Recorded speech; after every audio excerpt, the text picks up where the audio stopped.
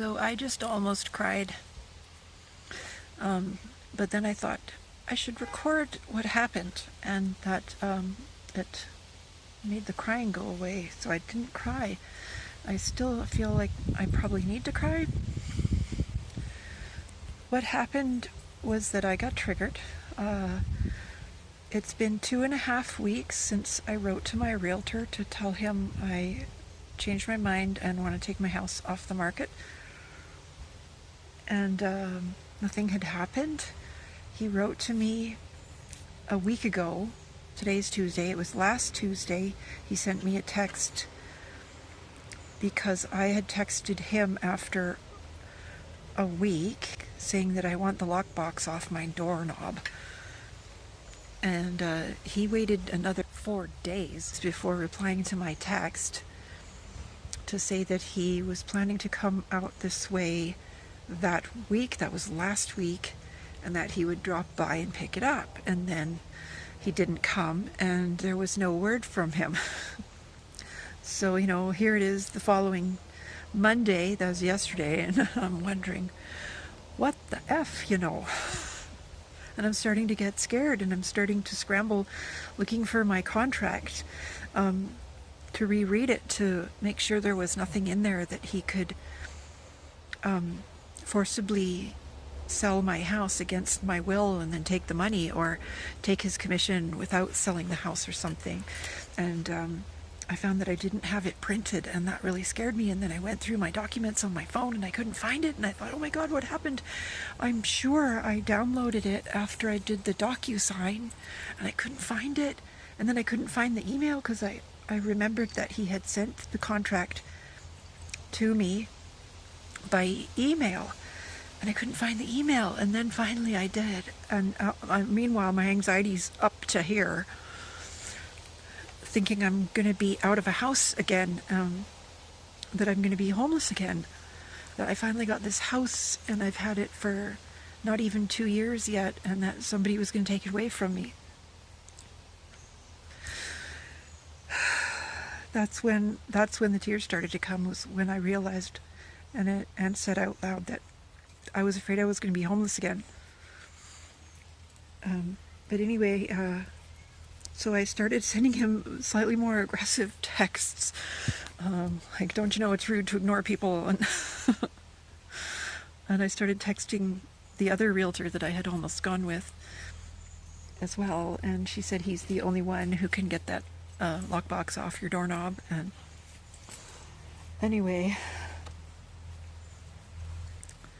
I'm feeling a little fidgety, but I'm better now, because he wrote back to explain that his brother has passed away, and he has been planning the memorial service. And then he's juggling his grief and his immediate family loss, and dealing with the death, and trying to juggle work as well. So of course mine is not pressing, because it's not a sale, and it's not to do with sales, it's to do with anti-sale. So I found out that that's why, that it wasn't that he was trying to take something from me. And I thought, gosh, this is PTSD, isn't it?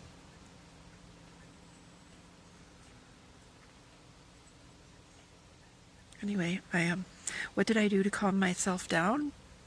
Well, while I was sat at my kitchen table trying to find the contract, I told myself, I am not in imminent danger. I am not in imminent danger. And there, I've just taken a breath.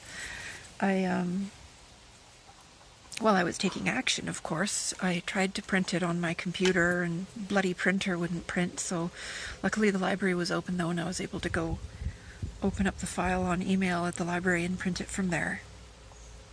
So pay $3.50 and have my 14 pages.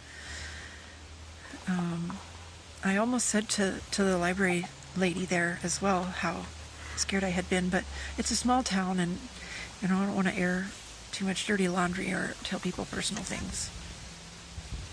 Anyway, she doesn't need to know that. So,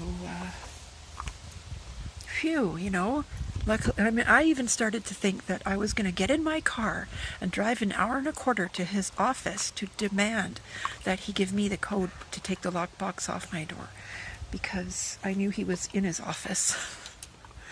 I get like that. I get like, this is so important, and it's immediate, like an immediate, I've got to do something thing. So I just thought I'd explain about that, what that's like. But luckily, it is I'm still in time for getting to work on time,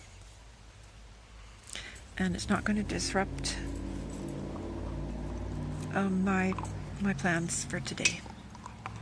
She's cool. She likes to chew rocks. I don't like her chewing rocks because I'm afraid it's gonna break her teeth. So I bought her some balls, and I got this antler out. She likes to chew on that. She still chews on rocks. The other thing I was scared of was that I knew that he was having some family health issues going on, so I did allow extra time for him to respond, because normally you can expect a business reply within 3 days, and even a friend reply within 3 days by email. Business is usually 24 hours, but so I thought, well, you know, if somebody is really sick in hospital or died, then, you know, give him a week before saying anything again, and I did. And then I thought, gosh, you know, maybe it was his wife or his child. Maybe he's gone AWOL, or, you know, taken a leave of absence and then just left all his clients hanging. So maybe they don't even know where he is or something. So that was the other thought I had. It's been 18 days.